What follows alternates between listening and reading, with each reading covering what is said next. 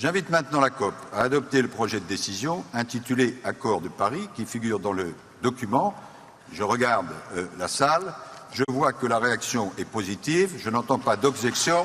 L'accord de Paris pour le climat est accepté. Kyoto, décembre 97. Pour la première fois, les dirigeants de 150 nations sont réunis par un même objectif, éviter à tout prix un réchauffement du climat qui menace à terme la survie de la planète. L'année 2005 est en effet venue confirmer la tendance au réchauffement climatique. Si 98 reste l'année la plus chaude que la Terre ait connue, 2005 se classe juste derrière.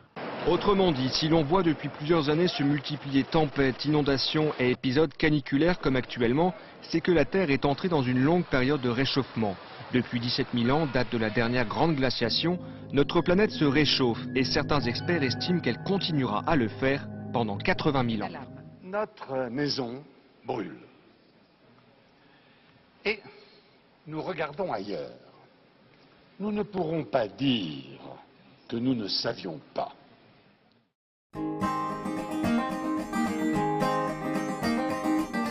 Difficile de s'y retrouver au milieu de toutes ces informations et de ces discours. Qu'en est-il réellement du changement climatique ?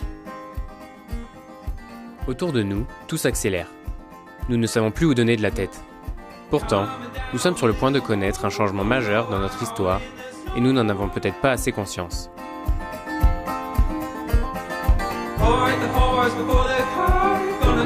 Nous sommes 9 étudiants partis aux 4 coins du monde avec un objectif commun, apprendre.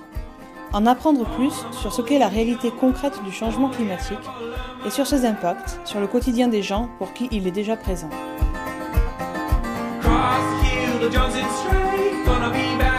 Pour cela, nous nous sommes rendus à travers 3 continents, l'Afrique, l'Amérique du Sud et l'Asie.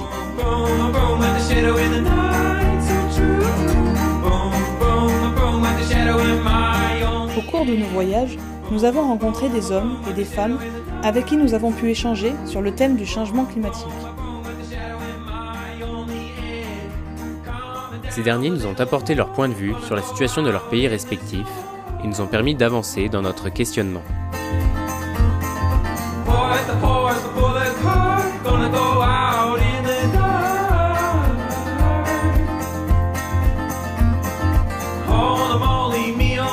Notre but maintenant, c'est de vous raconter toutes ces histoires que nous avons vécues et de vous transmettre les messages des personnes qui vivent le changement climatique.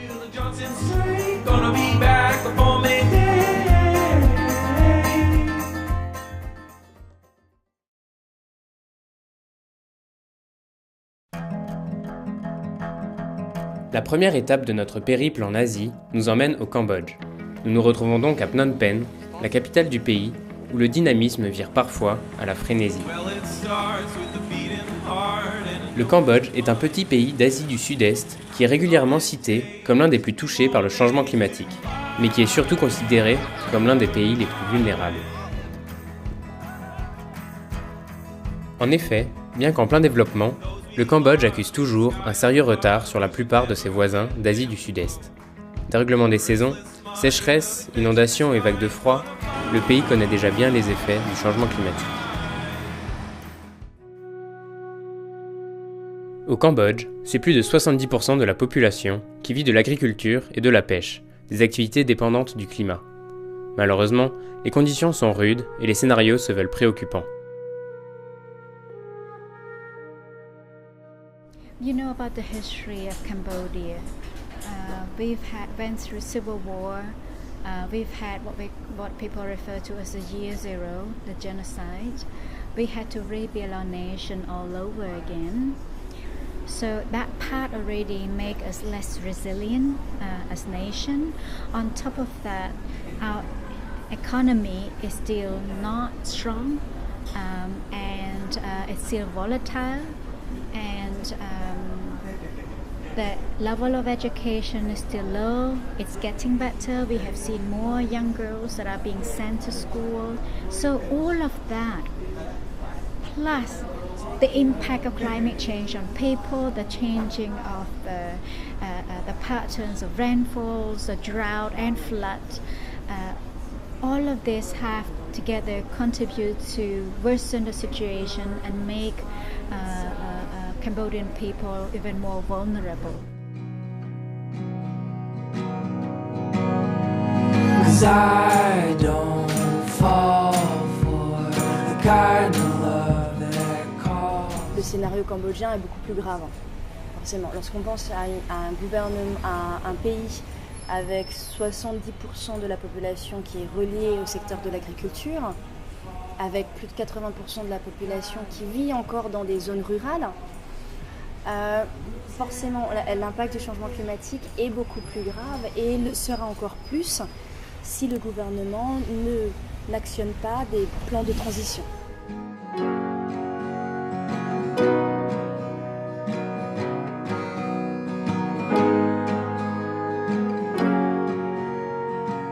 What I'm worried most about Cambodia when it comes to the impact of climate change is the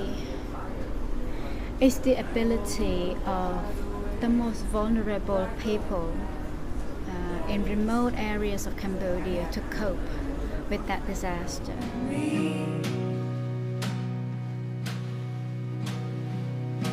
Nous nous sommes donc rendus à Akol, un petit village flottant sur le Tonlé Sap, l'un des plus grands lacs d'Asie du Sud-Est, afin de rencontrer ces communautés rurales. Considérées comme un véritable poumon pour le pays, c'est la vie de plus d'1 million d'habitants qui s'organisent au rythme de ces crues et de ces décrues.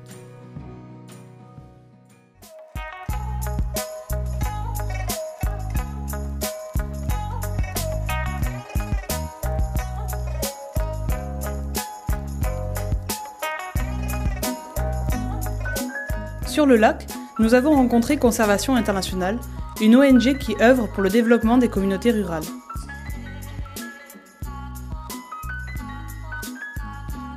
Principale réserve de pêche dans un pays où 80% de l'apport en protéines est issu du poisson, le lac assure également l'irrigation et la fertilisation des terres aux alentours. C'est donc dans ce cadre que nous avons pu accompagner Conservation Internationale auprès d'une des communautés avec laquelle elle collabore depuis 2008.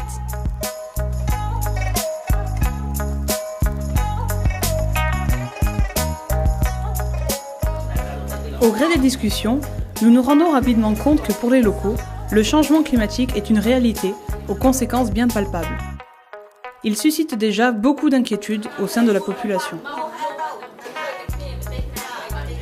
Dans ces villages, les principales ressources viennent de la pêche et de la transformation du poisson, une activité qui est directement menacée.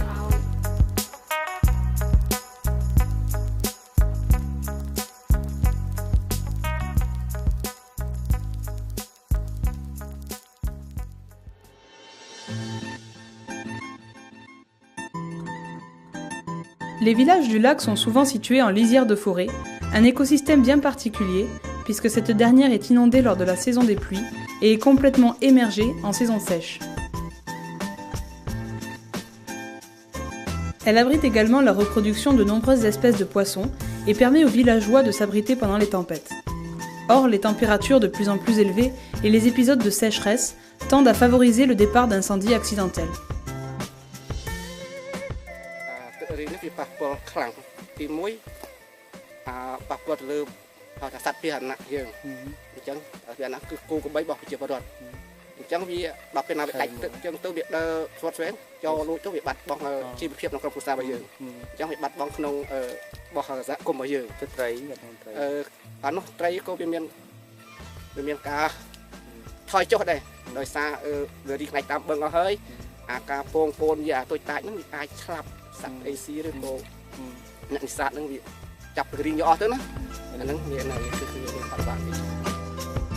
C'est pour venir en aide à ces communautés que Conservation Internationale soutient des activités de reforestation.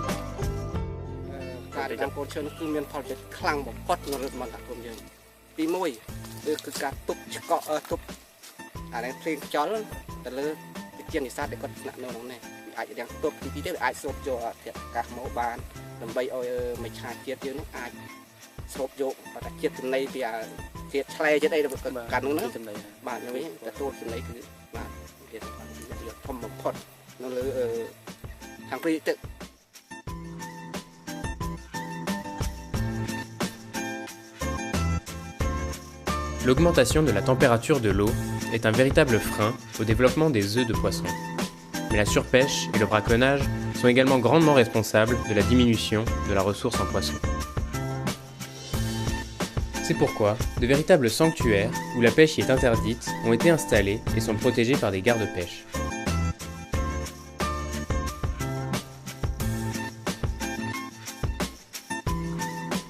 Des communautés de pêcheurs ont également décidé de s'investir afin de protéger leur activité. Ces derniers nous expliquent qu'ils ont pu mettre en place une zone privilégiée pour la reproduction des poissons.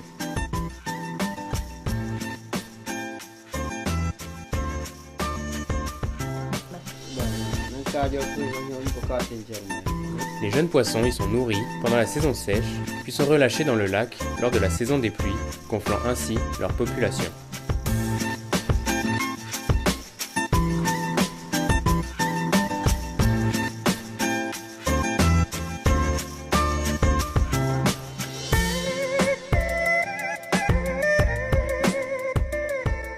La pression exercée sur le thon les sapes est donc bien réelle. Cependant, le changement climatique ne pourrait être tenu seul responsable de la situation. Tout de même, la vulnérabilité de ces populations est préoccupante et il est primordial d'accompagner leur développement.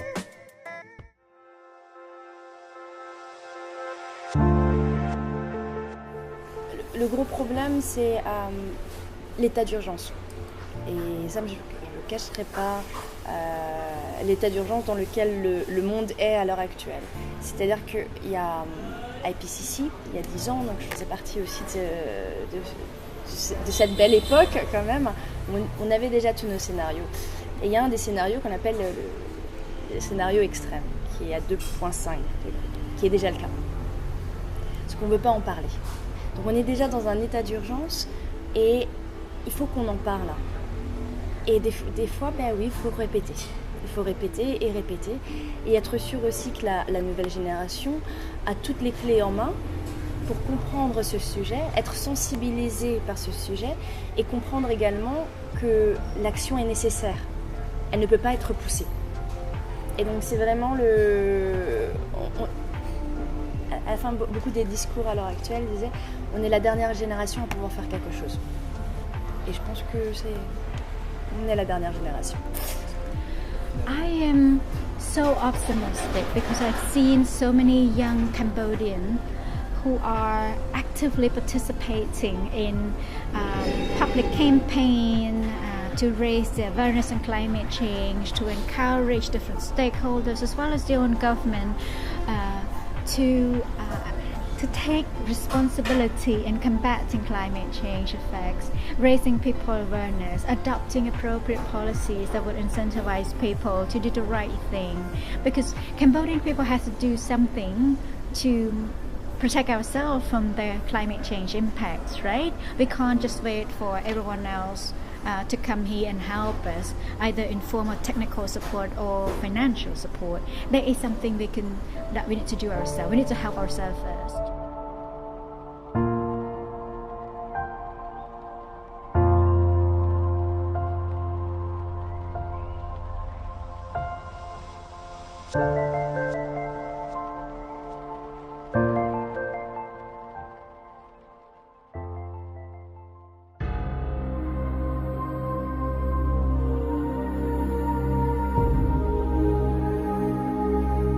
Située en Amérique du Sud et traversant 7 pays, la cordillère des Andes s'étend sur près de 8000 km. De par sa topologie particulière, les climats diffèrent beaucoup d'un endroit à l'autre. Au cours de notre voyage, nous nous sommes rendus dans plusieurs de ces régions afin d'en apprendre plus sur le changement climatique et son impact sur les populations andines. En effet, au sein de la cordillère des Andes, de nombreuses communautés vivent de l'agriculture. Cependant, depuis quelques années, les changements du climat impactent les systèmes agricoles andins, ce qui oblige les agriculteurs à s'adapter.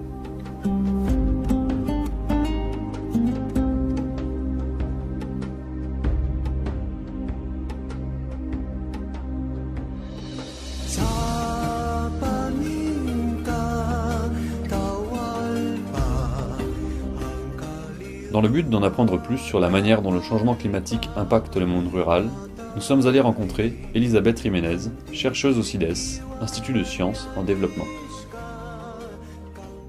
Hemos hecho con el CIDES un proyecto de investigación a partir de mediados del 2000, 2007, 2006, sobre cómo el cambio climático está teniendo un impacto en las estrategias de vida.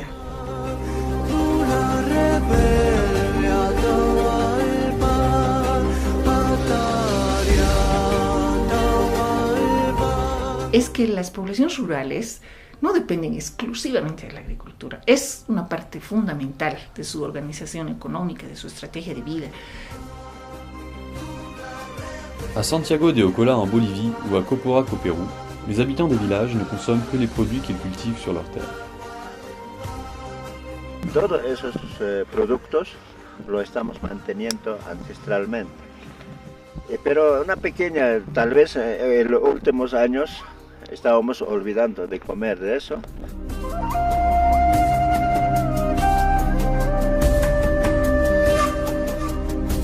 Nosotros venimos aquí en Coporaque, en Valle del Colca, nos dedicamos lo que es a la agricultura y a la ganadería, ¿no? Lo que nosotros aquí nos dedicamos más es a la agricultura. Cultivamos lo que es las habas, el maíz, la cebada y el trigo, la quinoa, y con ese mismo producto que nosotros cultivamos es para nuestra alimentación, para el consumo de nosotros. Entonces casi nosotros consumimos lo que es los alimentos naturales. Mais les grandes variations du climat impactent les activités des agriculteurs. Au cours de notre voyage, nous avons échangé avec eux sur les changements qu'ils ont pu observer à leur échelle. Eso lo han ido cambiando a cambio climático. De esa manera que ha pasado escasez de agua. Ya de los cerros que se veía congelado ha desaparecido el año pasado. Y la que era blanco y eran rocas, como piedras se veían de acá. Con este cambio climático no ha dejado de llover. Los meses que tenía que llover no ha llovido, en octubre, en noviembre. Entonces el agua ha bajado. Al bajar el agua, pescado se va. No hay pescado. En la época de verde estamos bien la cosecha y después viene la helada y cero. No hay nada, no recibimos nada de producto para nuestro consumo. Le deuxième lac le plus grand de Bolivie s'est asséché, c'est le lac Popo. Ce qui a eu des conséquences dramatiques pour toutes les personnes qui vivaient aux alentours de pêche ou de tourisme ou des choses comme ça.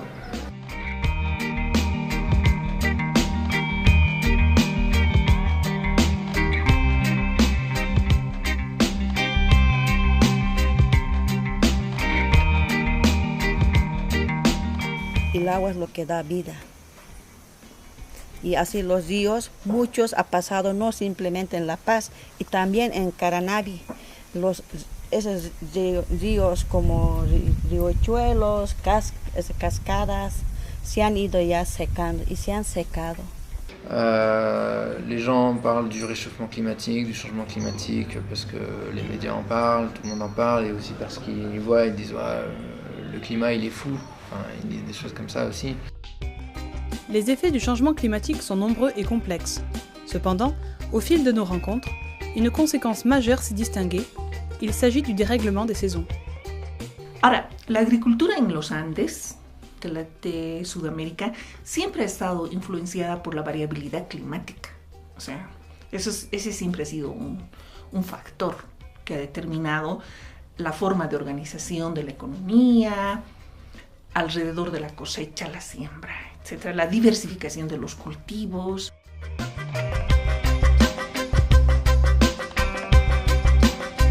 C'est vraiment un dérèglement. Tous les points de référence que peuvent avoir les anciens ne sont plus autant valables qu'avant parce qu'il y a tout qui est en train de bouger, quoi.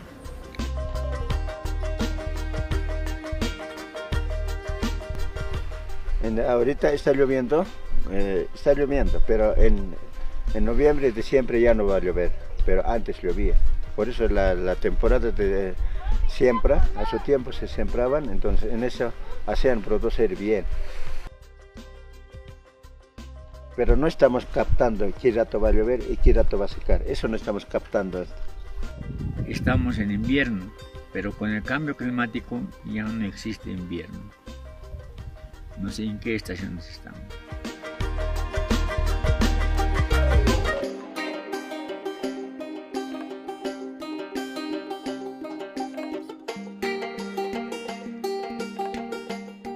Es que las personas han desarrollado ya otras estrategias, ¿no? Ven que hay más variabilidad climática, un poquito impredecible, entonces ya están introduciendo otros cultivos.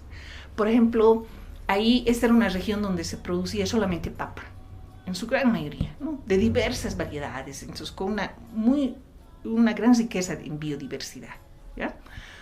Pero como ha cambiado el clima, entonces de pronto puedes producir cebolla. Entonces se ha incrementado la producción en cebolla y se ha reducido la variedad de producción en papa.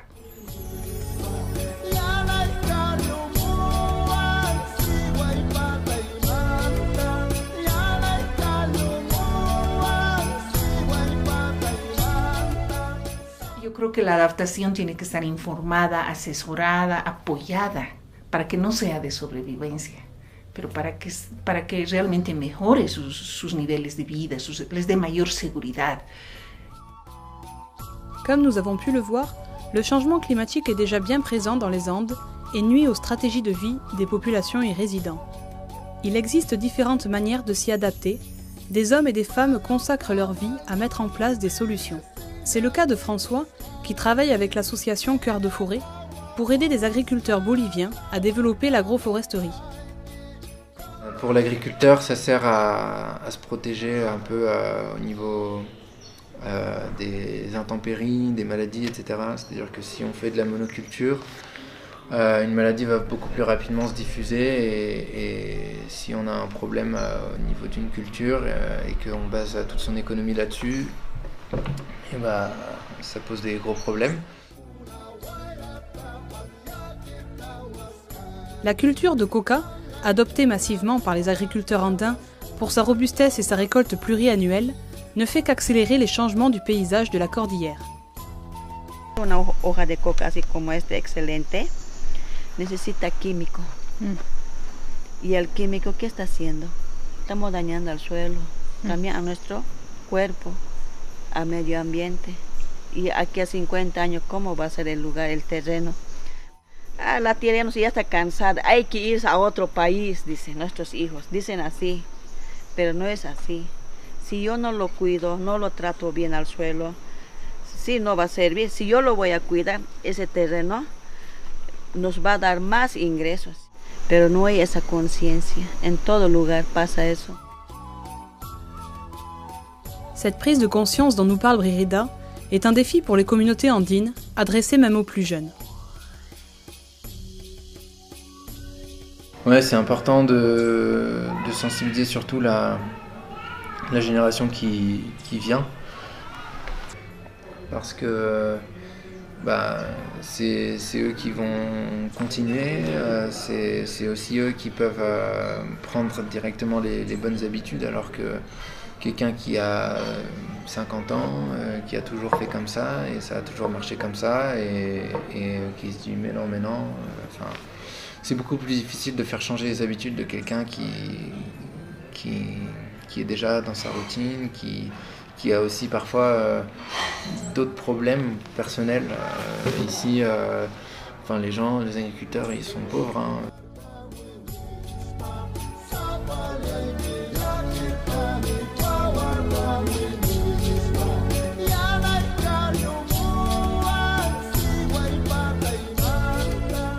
Y cómo queremos para nuestros hijos, cómo queremos vivir, nos falta mucho. Y por eso estamos desinformados. Eso es lo que sucede y pasa. Y necesita tiempo.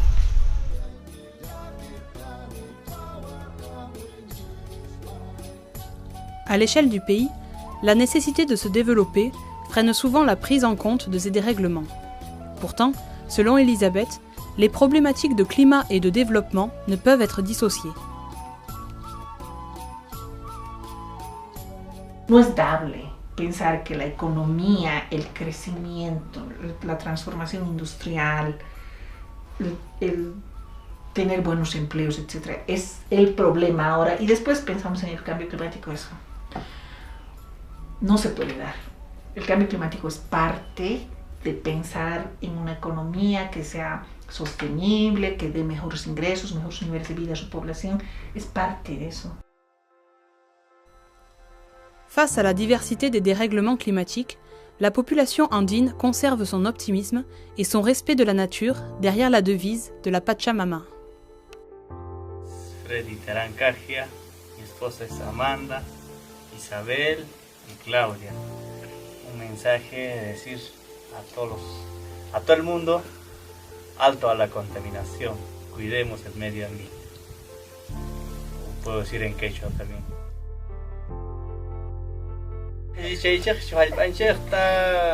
Limpio iba kusum, halpanchekta, willarimuykich, walqishaykuna, Francia llaqtamanta, Europa llaqtamanta.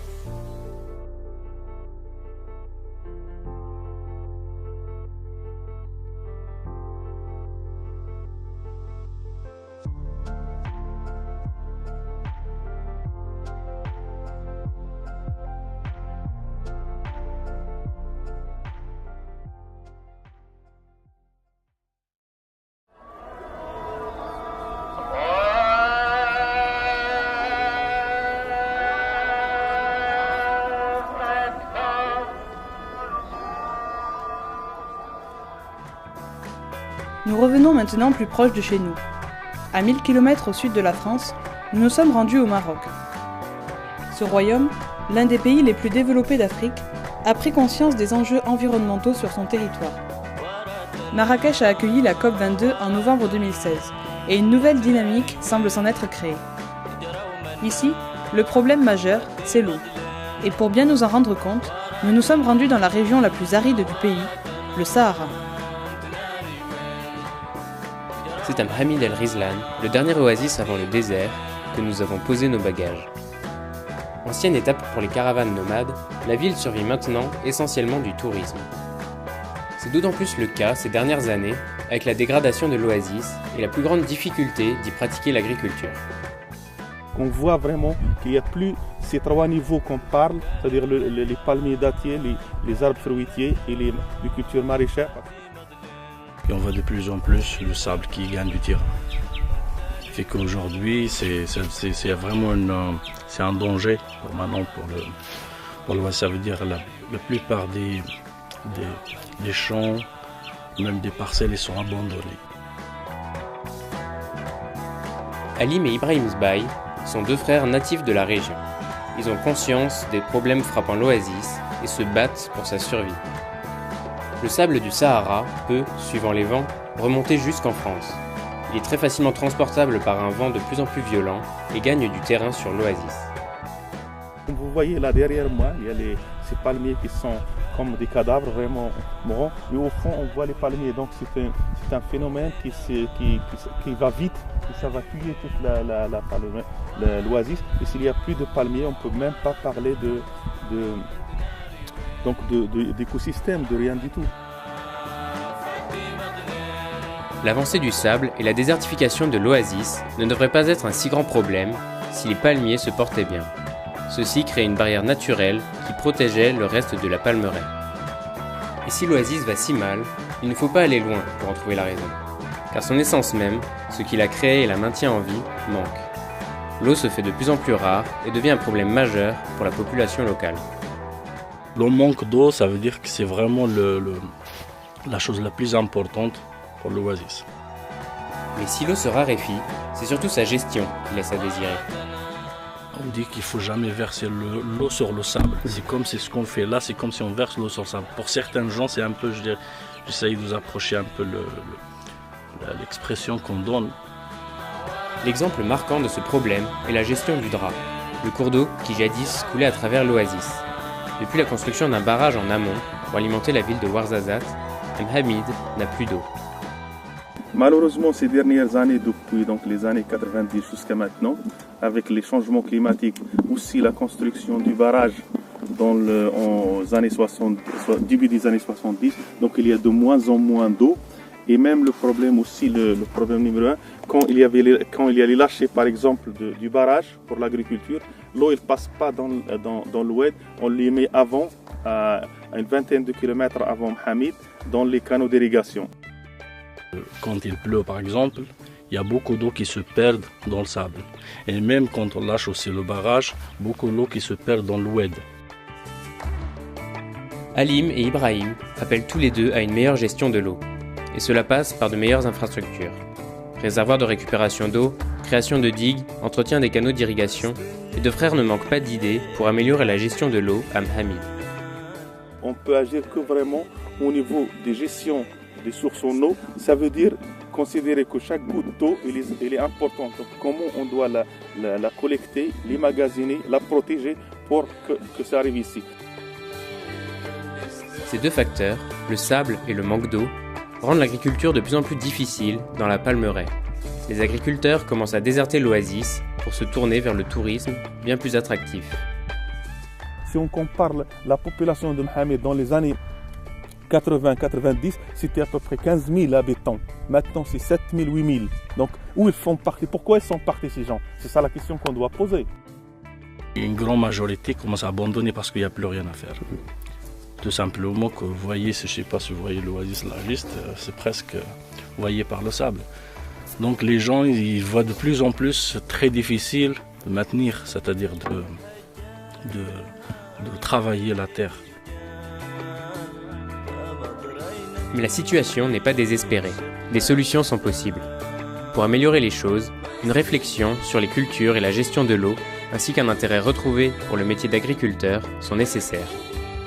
Les pastiques qui consomment, sur le plan plastique, ça consomme beaucoup de litres d'eau.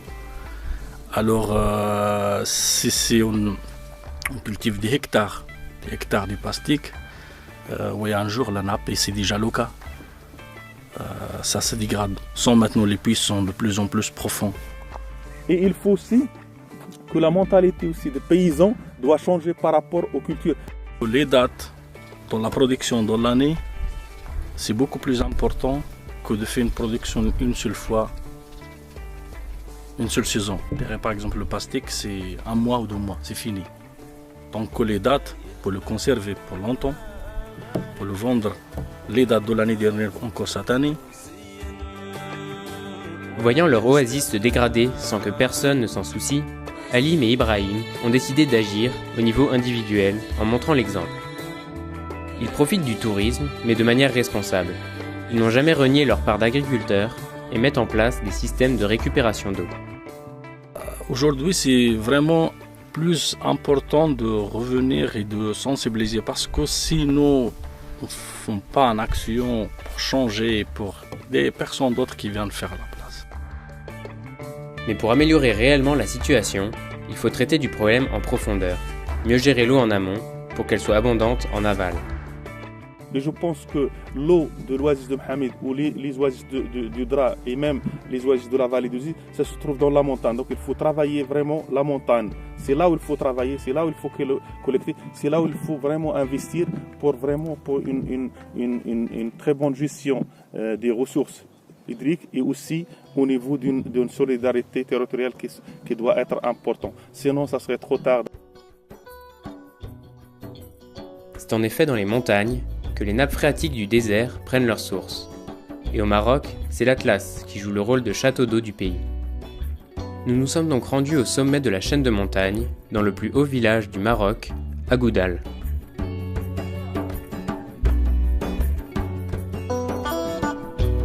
Dès notre arrivée, un détail nous saute aux yeux.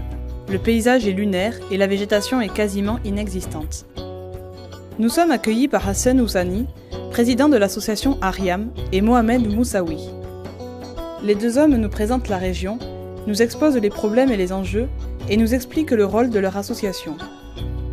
Ariam a été créée en 2000 par des jeunes de la région pour lutter contre la pauvreté et améliorer les conditions de vie des locaux. Leur principale réalisation est la construction de gabillons, ces petits ouvrages destinés à casser la vitesse de l'eau lors des crues. Avant qu'il n'y ait pas de seuil et de gabillons, et et il assiste à 3-4 fois de crues importantes qui causent des dégâts sur les champs et les infrastructures et les habitations.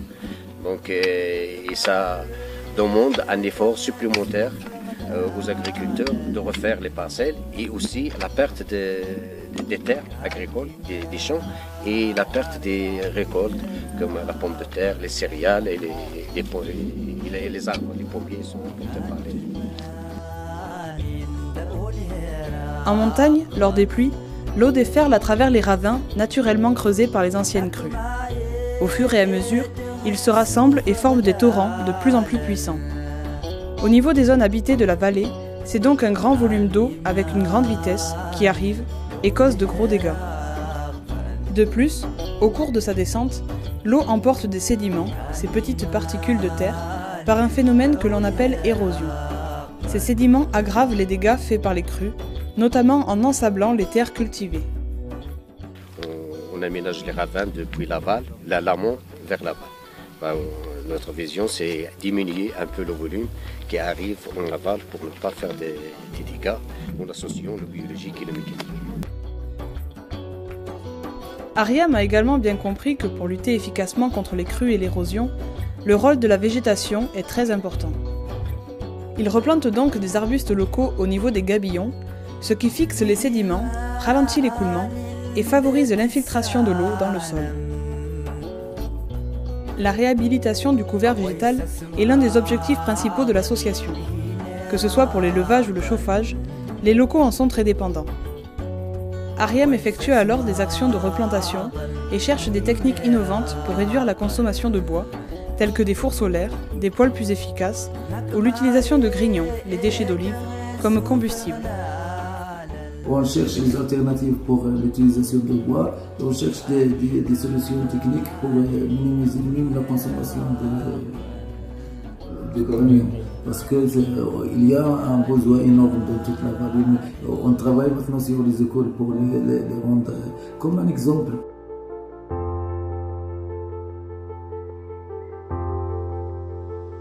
Les actions de l'association Ariam sont avant tout destinées à améliorer les conditions de vie des habitants de la région. Mais leur impact ne s'arrête pas là. Ariam fait exactement ce que Halim et Ibrahim appellent gérer correctement l'eau aux endroits où elle abonde pour réduire les difficultés des zones arides. Le fait de faire des obstacles en amont de la vallée d'Assif Mellul, on épargne aussi les parcelles qui se trouvent à l'aval. Donc cette action, cette activité, elle a une importance, c'est pas seulement sur le village d'Aïtaïli Ouiko, mais sur tous les villages qui se trouvent en aval du projet. Il faut que la réaction soit rapide, il ne faut pas essayer d'attendre plus longtemps pour voir ici, ça ou ça. Il y a deux extrêmes, il y a les inondations, il y a la sécheresse. Quand il y a les inondations, on ne fait rien, quand il y a la sécheresse, donc on baisse les bras.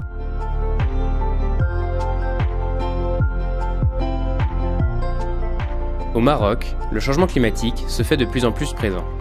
Cependant, il n'est pas le seul facteur des difficultés éprouvées par les locaux. La gestion de l'environnement et des richesses locales est encore difficile et une solidarité territoriale s'impose pour améliorer la situation. De l'amont jusqu'à l'aval, il est possible de réduire les problèmes liés à cette ressource vitale, l'eau.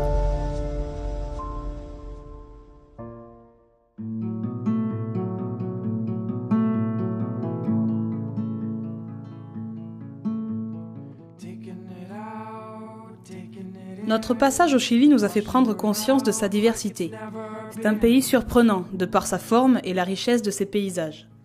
Situé à l'ouest du continent sud-américain, il s'étend sur plus de 4000 km pour seulement 180 km de largeur moyenne. La capitale, Santiago du Chili, est située au centre, entre la côte et les massifs.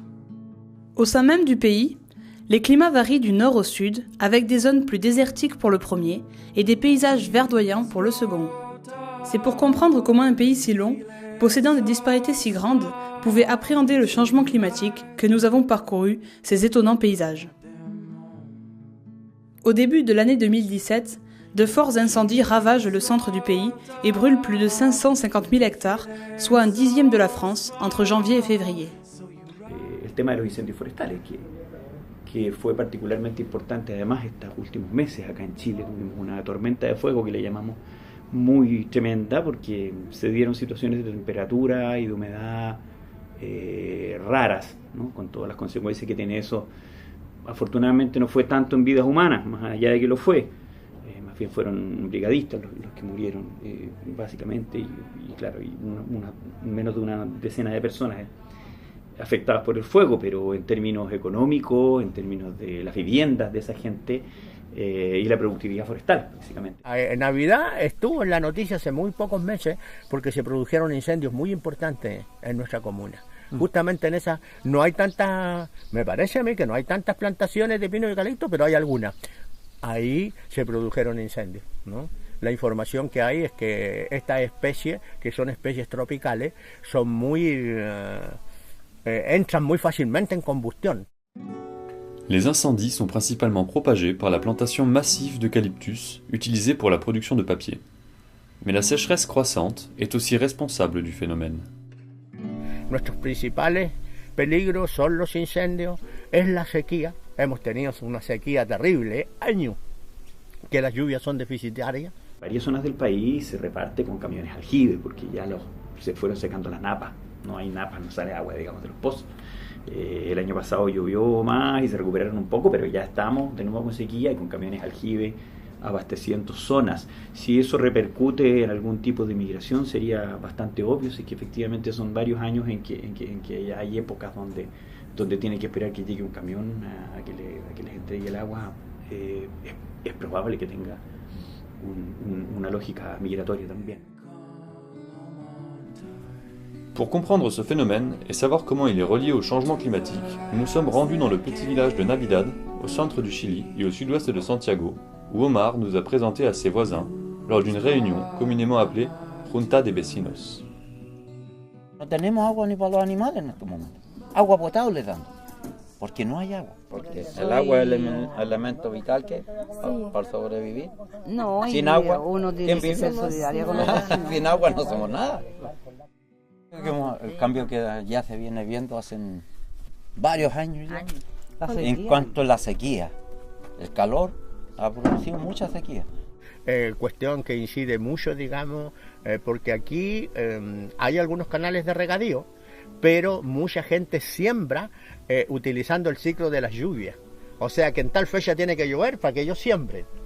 Y bueno, ellos realizan sus trabajos y tiene que volver a llover una fecha determinada. Bueno, y a veces no llueve. Y a veces pierden la cosecha, pierden todo, ¿no es cierto?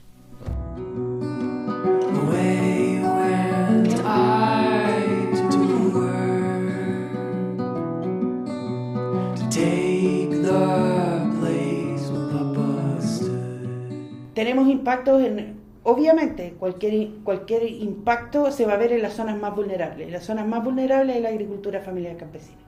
La que está en las zonas del secano costero nuestro, es donde se ubica la población más vulnerable.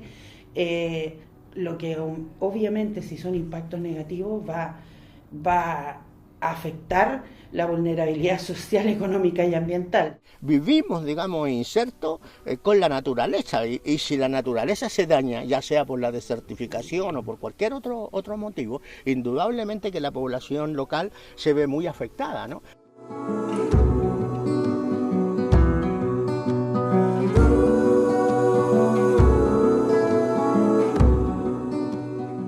En la medida que el clima se va modificando, las variedades o los cultivos óptimos para una zona dejan de ser óptimos para esa zona porque cambia la temperatura. Y hay dos formas uno es avanzar hacia el sur con los cultivos, que es lo que está sucediendo. Ahora se está produciendo más fruta cargada hacia el sur, pero son distintos agricultores. Entonces, ¿qué hacen los agricultores que están en la zona donde tienen que cambiar las variedades? Tienen que poner cultivos que cambiarlas. Tenemos problemas con la biodiversidad, se podría aumentar la pobreza rural si es que no se hace algo.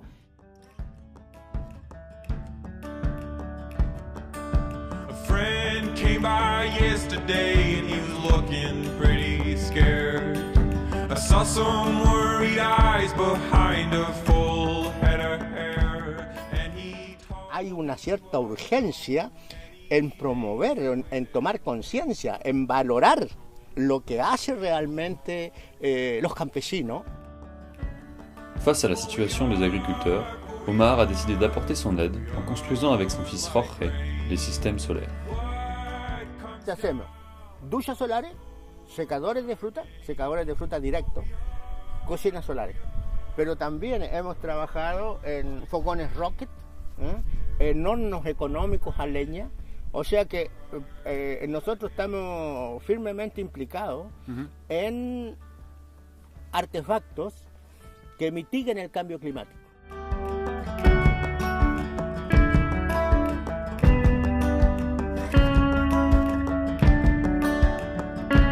Nos parece muy importante, a nosotros nos gustaría, ¿no?, que en cada casa, y yo diría no solamente en Navidad, en todo Chile nos gustaría que cada casa tuviera una cocina solar, un secador de fruta, una ducha solar, un sistema de recuperación de aguas lluvias, otro sistema de recuperación de aguas grises, porque es necesario, hay que hacerlo, ¿eh? Le problème de la sécheresse, comme nous l'avons vu, amène directement un manque d'eau pour les habitants et la terre. Et ce manque n'est pas seulement localisé au Chili. Yo creo que las consecuencias nefastas del cambio climático las estamos viviendo de manera muy concreta y muy dramática. La situación que hay acá en Chile es tan grave como la que puede haber en Perú, en Bolivia, en Argentina, en los países que están cerca nuestro y en otros que no están tan cerca, pero que también se ven afectados, digamos, por este fenómeno, ¿no? What comes down must go up again. For we are like rain. And you, my friend. En 2016, Evo Morales, président de la Bolivie, déclare l'état d'urgence national pour des raisons de sécheresse et de manque d'eau. Afin de mieux comprendre ce qui s'est passé dans ce pays voisin, nous nous sommes rendus à La Paz, capitale de la Bolivie.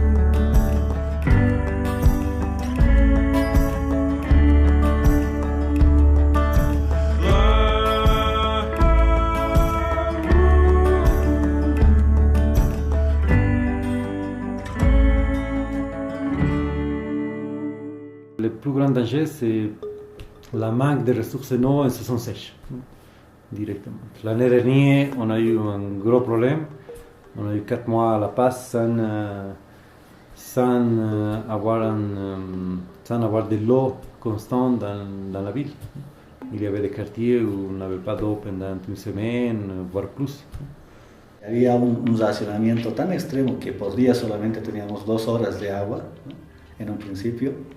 Después se han ido incrementando estas horas hasta que se ha anunciado que, por ejemplo, para este año vamos a tener agua durante el día y no durante la noche.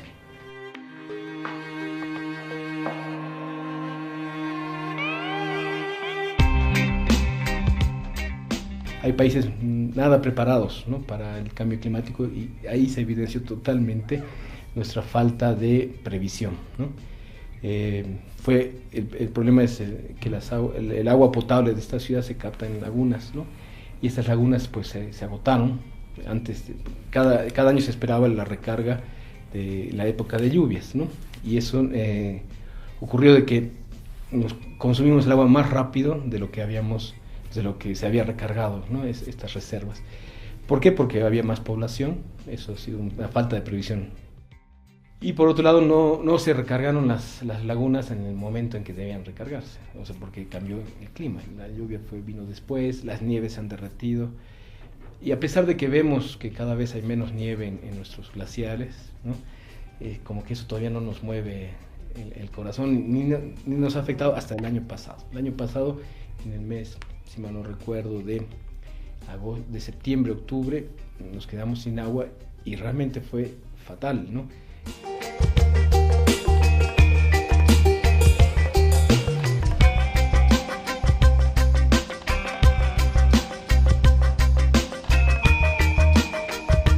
En la saison de pluie, il a eu un retard de 3 mois.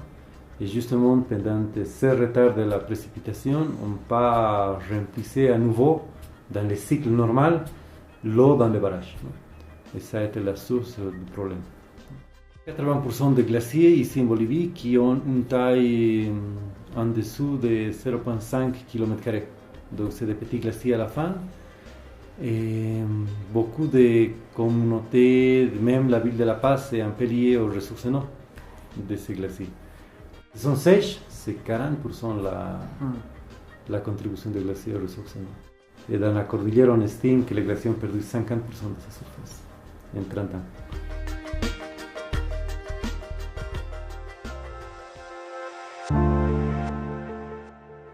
Les manifestations de la sécheresse, différentes d'un pays à l'autre, témoignent de la complexité à associer une cause unique au phénomène. Pourtant, les dérèglements climatiques sont maintenant identifiés comme accélérateurs de sécheresse.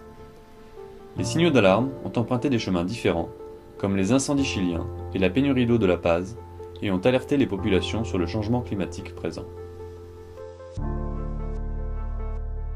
Deberíamos tomar conciencia que todos estamos en el mismo bote, ¿no? Que si no tenemos todos el mismo paradigma de desarrollo, pues algo va a suceder, ¿no? El mundo, el medio ambiente nos va a cobrar esa factura a todos, ¿no? Tal vez más a nosotros al principio porque somos los menos preparados, pero al final yo creo que a todos el equilibrio de este mundo va a cambiar, ¿no?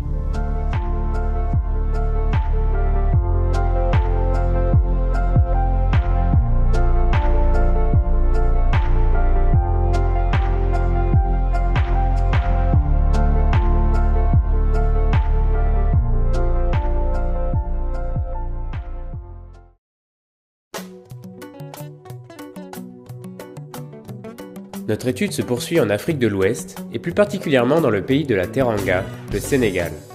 Là, nous découvrons rapidement quels sont les enjeux et les risques pour le pays qui est en plein développement. La côte sénégalaise est extrêmement menacée par la montée des eaux. Pourquoi alors de plus en plus d'hommes et de femmes viennent peupler ce littoral ? Quel lien existe-t-il réellement entre les différents phénomènes mis en jeu par le changement climatique ? Pour répondre à ces questions, nous nous rendons dans la campagne sénégalaise, à Thiès, la seconde ville du pays.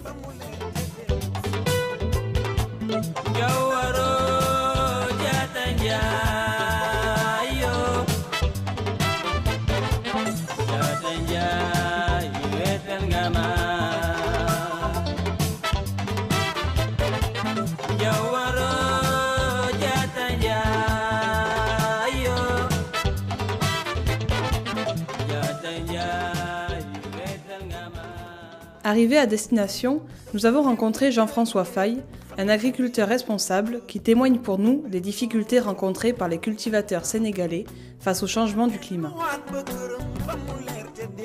Les pluies étaient connues en général dans le temps, à partir du mois de juin, on avait les pluies. Mais depuis 2-3 ans, il faut aller presque jusqu'au mois de juillet, août pour avoir le plus de pluie. Ça, c'est catastrophique. C'est catastrophique. Ce n'est pas des choses que nous avons connues. Et le nombre de millimètres enregistrés durant cette période entre août jusqu'en septembre, c'est infime. Ça ne peut pas tenir une agriculture de ce nom.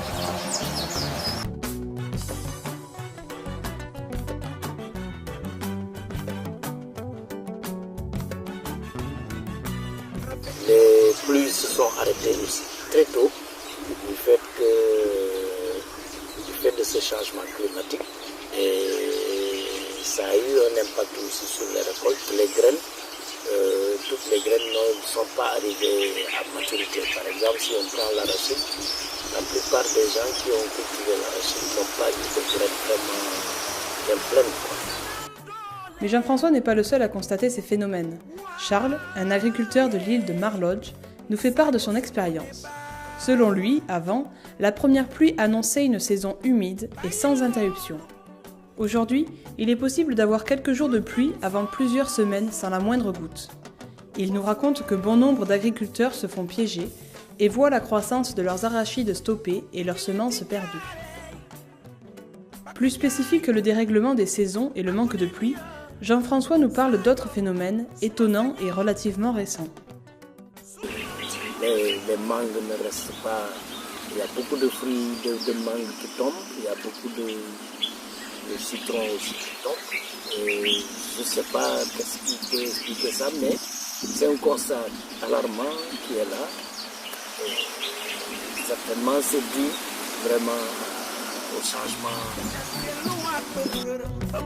Nous apprenons plus tard, grâce aux observations de M. Mort, un autre agriculteur de la région de Thiès, l'origine de ce curieux phénomène. La chaleur arasante du soleil brûle les plantes et notamment les tiges des fruits. Par la suite, le vent, qui s'intensifie ces dernières années, arrache ces fruits fragilisés de leurs branches. Ce phénomène représente également un danger important sur le plan économique. Mais il n'est pas le seul risque pour les fruits et notamment pour les mangues. Ça a un impact, par exemple, sur les mouches des fruits. Ça fait venir, par exemple, les mouches des fruits qu'on ne connaissait pas. Maintenant, les mouches des fruits qui s'attaquent aux mangues, à une certaine période, dès les premières pluies, il y a une invasion de mouches de fruits qui s'attaquent aux mangues et finalement ça conduit à des baisses de récolte.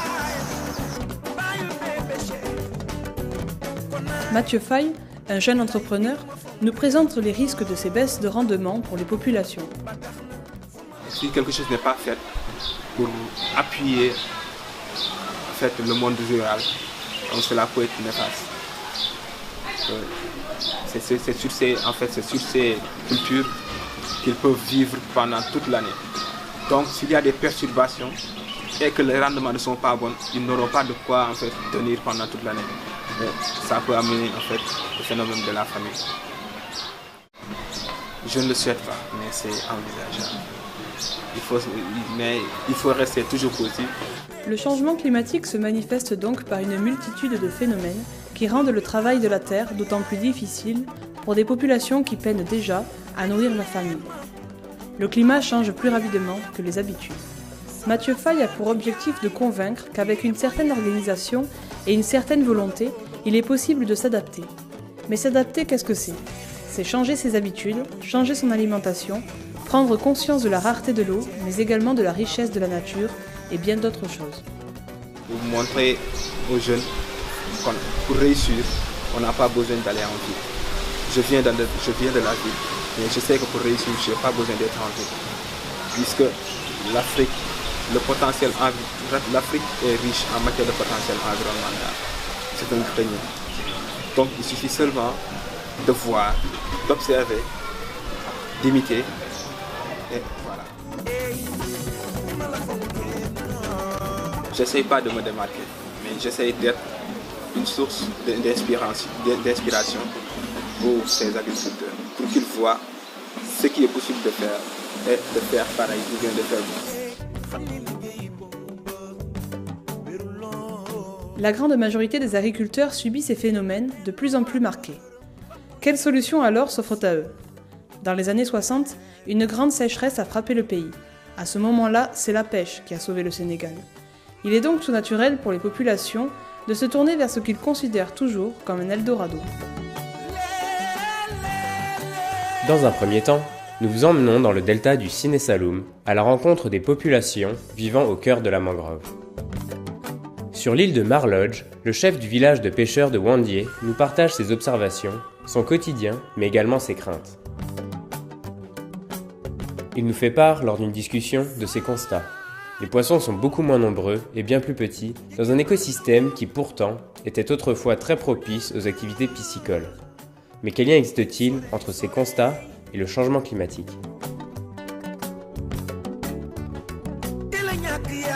Tout d'abord, la taille des poissons. Avec la montée des eaux et l'élévation de la température des océans, la salinité, le pH et d'autres paramètres chimiques sont modifiés jusque dans les deltas des fleuves. Les poissons, face à cette contrainte, dépensent énormément d'énergie pour se défendre. C'est d'autant moins d'énergie dont ils disposent pour leur développement et leur croissance.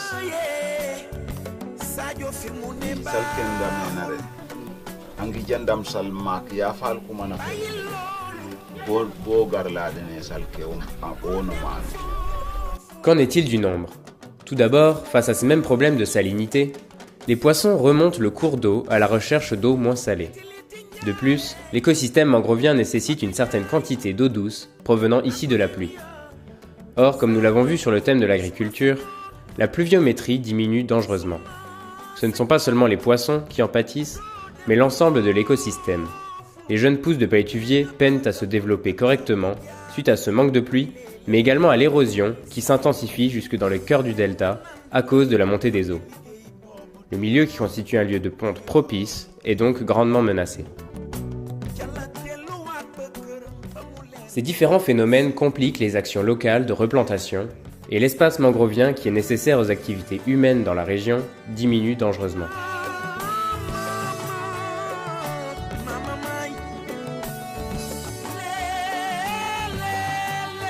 Nous quittons maintenant la mangrove pour nous rendre sur le littoral sénégalais où la pêche rythme le quotidien de plusieurs centaines de milliers de pêcheurs et où, nous le verrons, la montée des eaux se fait extrêmement menaçante.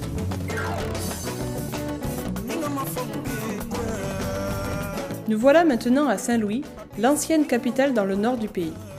La ville est devenue depuis plusieurs années un des principaux symboles de la menace du changement climatique. En effet, comme sur l'ensemble de la côte sénégalaise, le nombre de pêcheurs ne cesse d'augmenter tandis que la ressource diminue. Avec l'impact du réchauffement climatique, l'agriculture ne donne pas beaucoup. Il y a beaucoup de personnes qui viennent, qui ne sont pas des pêcheurs authentiques et qui viennent s'adonner maintenant à la pêche. Et l'effort est très important, l'effort de pêche. On ne peut pas mesurer. Quand vous allez voir au niveau de la berge fluviale, à partir du pont, jusqu'au site de transformation de Libreville, vous ne voyez que des pirogues. Parce que c'est un pêcheur, c'est un quartier uniquement de pêcheurs. Uniquement de pêcheurs. Et dans chaque maison, on peut compter 5 à 6 pirogues. Il est difficile de chiffrer ces réductions de ressources. Seul indicateur du phénomène, des espèces ont disparu, les prix flambent et les distances à parcourir augmentent, poussant de plus en plus de pêcheurs à rejoindre les côtes marocaines, naviguant ainsi pendant plusieurs jours sur des pirogues de fortune. Au-delà de la surexploitation des ressources déjà affaiblies par le climat, une autre grande menace pèse sur la côte et plus particulièrement sur le quartier de pêcheurs de Guet-Ndar à Saint-Louis.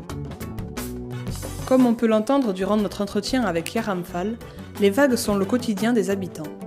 Le phénomène s'intensifie et les pertes sont déjà grandes. À chaque clair de lune, de 2 à 7 jours, au moins il fait des ravages. Chaque mois, à chaque clair de lune, de 2 à 7 jours, il fait des ravages. Et il fait dans cette zone-là, et ça continue. Mais il a détruit une école élémentaire là-bas. Nous-mêmes, nous sommes menacés. Une multitude de maisons, des écoles ou encore des mosquées, les choses ne vont pas en s'arrangeant pour la ville de Saint-Louis, qui subit de plus en plus la situation, impuissante.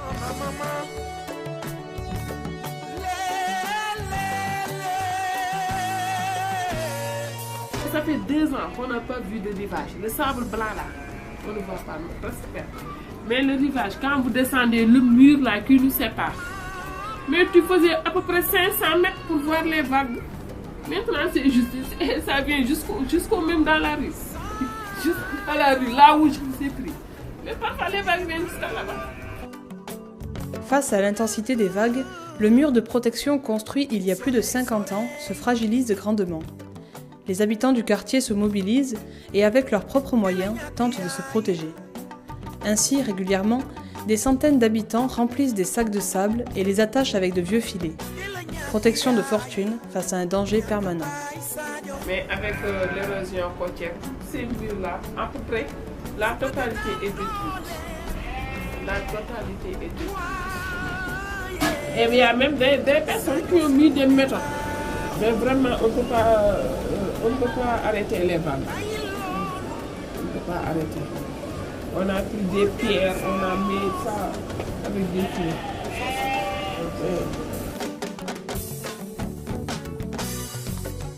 Un village pêcheur qui est complètement disparu. Un village pêcheur, c'est à Gandiol, qui s'est complètement rasé.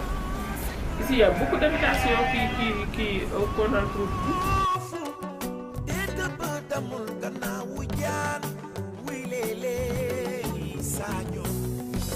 Tu sens les murs s'engloutir. qui fait comme ça. Tu sens le mur vibrer.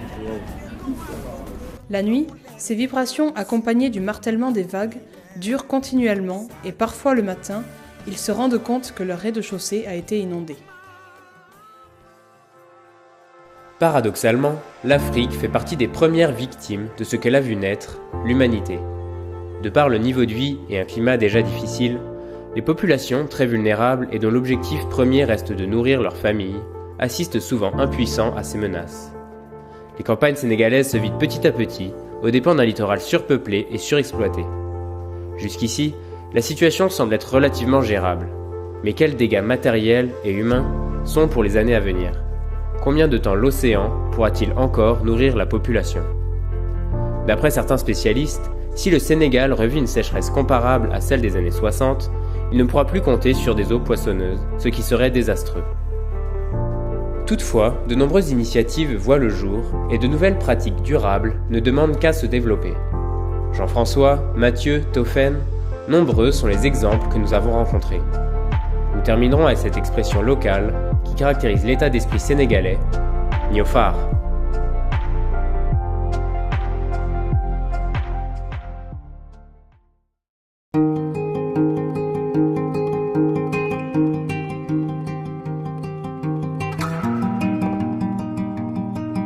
« 2013. Les Philippines s'apprêtent à essuyer un nouveau typhon. Un de plus pour un pays qui en recense une vingtaine par an. Rien de si préoccupant a priori. Malheureusement, le typhon Haiyan est bien pire que prévu et touche sévèrement cet archipel asiatique. De catégorie 5 sur 5, avec des vents allant jusqu'à 315 km/h, le typhon est le plus puissant jamais enregistré dans ce pays. Selon leur localisation, ces événements climatiques extrêmes sont appelés cyclones, ouragans ou encore typhons. Le typhon Haiyan est aussi connu sous le nom de Yolanda. On recense officiellement plus de 6000 morts, plus de 1000 disparus et plus de 4 millions de personnes déplacées. Les dégâts matériels sont estimés à 10 milliards de dollars dans la zone la plus touchée, qui était déjà l'une des plus pauvres du pays. Grâce à l'organisation Climate Reality Philippines, nous avons découvert un réseau impressionnant de défenseurs de l'environnement et de la cause climatique.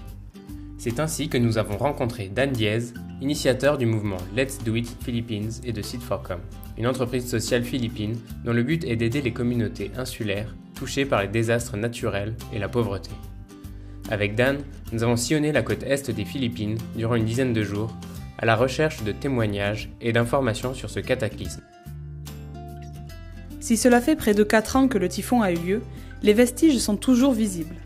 Tacloban est la grande ville la plus touchée du pays et constitue une étape indispensable pour quiconque souhaite comprendre l'ampleur du phénomène. Cette famille était là le jour du typhon et la maire nous confirme que personne ne s'attendait à un phénomène de si grande ampleur. Ce n'est qu'à la toute fin que les gens évacuèrent en catastrophe. Leur maison, comme tant d'autres sur la côte, fut balayée par les vagues, mais également par les 7 cargos qui furent projetés sur la terre ferme, détruisant tout sur plusieurs centaines de mètres. Matarino fut le premier village touché. La plupart des maisons, même en dur, furent rasées. Situés sur une presqu'île à l'est du pays, les habitants restèrent coincés, coupés du monde, sans moyen de communiquer ni de s'enfuir, pendant plus d'une semaine. Marinelle, qui nous a accueillis, se souvient. And then we evacuated. On afternoon, on November 7 afternoon, we evacuated. We don't know that it will be that monstrous. We don't know that it will damage everything, that it will destroy houses. We don't know what will be the effects after that because we think that it will just be like the normal ones. And then we were really disappointed when morning came. It was like 3 in the morning when Yolanda came. Until morning came, my cousin told us that our house was washed out. I ran in our house and I saw nothing. I saw that our things were in the sea already, my clothes, everything. And I cried. I went there and there was no house already. We were isolated for like 1 week. Yeah, and we don't have food. And our roads were not passable. And people think that we were all dead. And then we don't have electricity for 6 months. Which is quite really, it was really hard for us. I don't know I don't know how did I survive. Maybe my father was really protecting us, because when the water came and it came really high with the waves, they were all crying. There was no help. Le père de Marinelle, pêcheur, nous explique qu'il a perdu tout son matériel de pêche, bateau, filet, moteur, durant le typhon. Les membres de cette communauté ont passé 1 an à reconstruire le village. Il a finalement réussi à se procurer un nouveau bateau, mais plus petit et moins puissant. Or, le typhon ayant endommagé les récifs coralliens voisins, habitat de nombreuses espèces de poissons, la pêche s'avère moins rentable qu'auparavant. Il est maintenant obligé de partir pêcher plus loin, parfois pendant plusieurs jours, loin de sa famille. Le typhon a également eu au moins un autre impact. Aux Philippines, ce sont probablement des milliers de personnes qui se sont engagées dans la lutte contre le changement climatique et pour l'environnement. Marinelle est maintenant une véritable porte-parole de ceux qui subissent de plein fouet le changement climatique. Elle a ainsi prononcé l'un des discours d'ouverture de la COP21 à Paris et continue toujours aujourd'hui de sillonner les Philippines en parallèle de ses études pour encourager la jeunesse à faire de même. Eiji Sanyo, lui, a toujours été un activiste dynamique pour la cause de l'environnement et notamment pour la protection de la faune marine. Street artiste, il s'est jusque-là engagé à dessiner un dauphin pour chaque cas de braconnage. Le typhon Haiyan a également bouleversé sa vie. Cet ancien photographe réalise ses œuvres dans le monde entier pour faire passer les messages qui lui tiennent à cœur. Il a notamment été présent lors de la COP21 à Paris, après une marche pour le climat qu'il a réalisée en partant de Rome avec d'autres Philippins. Eiji nous raconte son histoire. So in November of 2013, I found myself being trapped on ground zero of Super Typhoon Haiyan. Because Tacloban is my father's hometown, and I have a friend, an artist friend from Manila, who came from Tacloban as well. And a few years ago, he decided to go back and resettle in Tacloban City, and that gave me an opportunity to rekindle my roots or trace my roots. And then I decided to visit my friend. His name's Agit, and I was actually planning to sleep in his house. But last minute, when the storm was becoming really powerful, it got a little bit of media attention, and we realized that it's gonna be really powerful, and it was expected to be the strongest typhoon in human history. So I decided not to sleep in his house because I didn't want to burden his family, having a guest during such an event. After 3 days, I found out that he, along with his wife and kid, and his parents were killed. Their house was practically destroyed by the storm surge.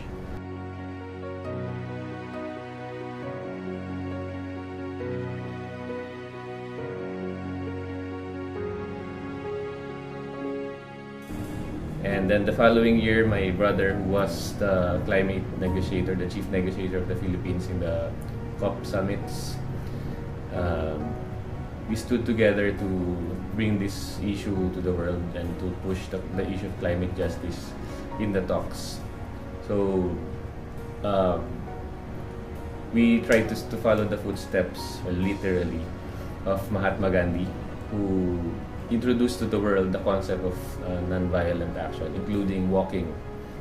So on the birthday of Mahatma Gandhi, October 2, 2014, we started walking from Manila, from the kilometer 0 marker towards Tacloban, and after 40 days, we reached Tacloban exactly on the anniversary of Super Typhoon Haiyan. And the final leg was when we walked from Rome to Paris. That's 1,500 kilometers.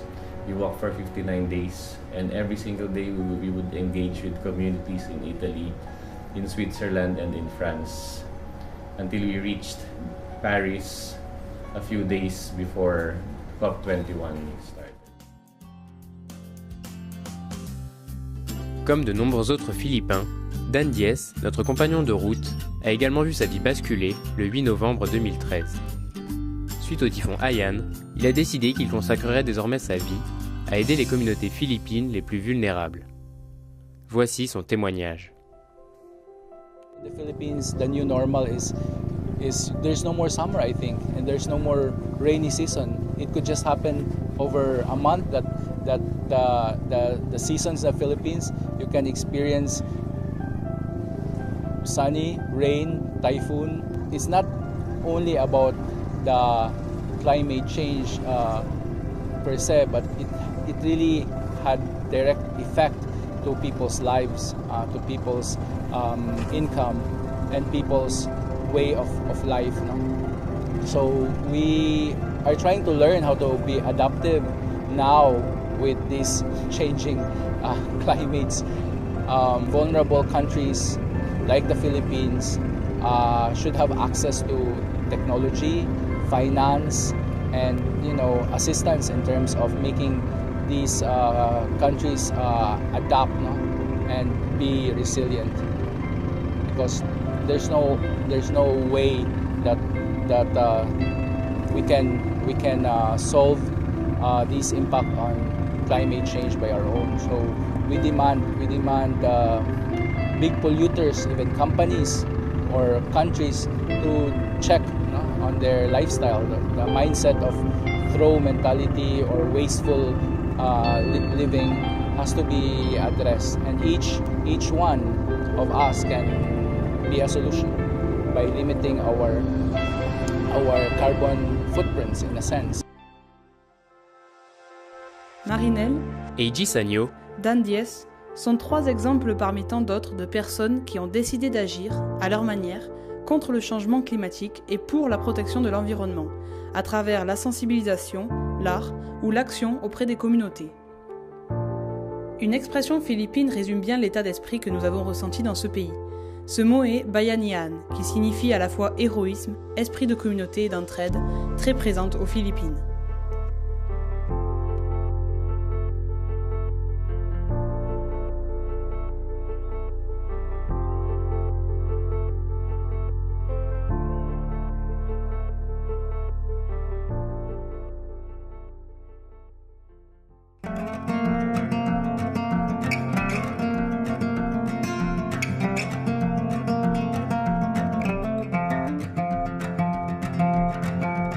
Les conséquences du changement climatique ne se font pas ressentir de la même façon à travers le monde. Pourtant, nous sommes tous concernés.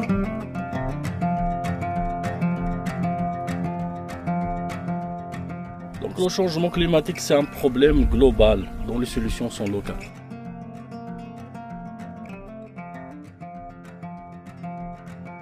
We are all interconnected. The air we breathe, the water we drink, and the land we are footing on is only one. We only have one planet, we only have one home, and we have to take care of it. And that's the challenge for us.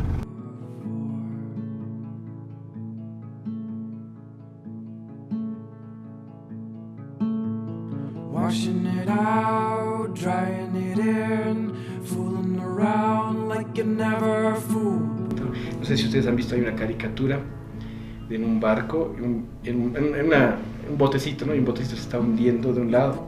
Los que están del lado que no está hundiendo dicen, ay, se está hundiendo su lado del bote, ¿no? En realidad todo el bote se va a hundir. So you ride them home. Let the trees grow tall when you're feeling so small. So you ride. La única solución es que cada cual tiene que comenzar por su casa, por su familia, por su entorno, a hacer algo para protegerse de esta situación. No podemos esperar a que todo lo resuelvan otras personas.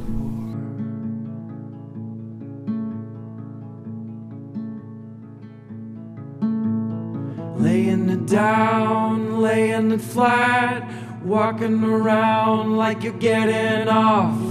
So I'm begging you to open your hearts and maybe we can solve this together.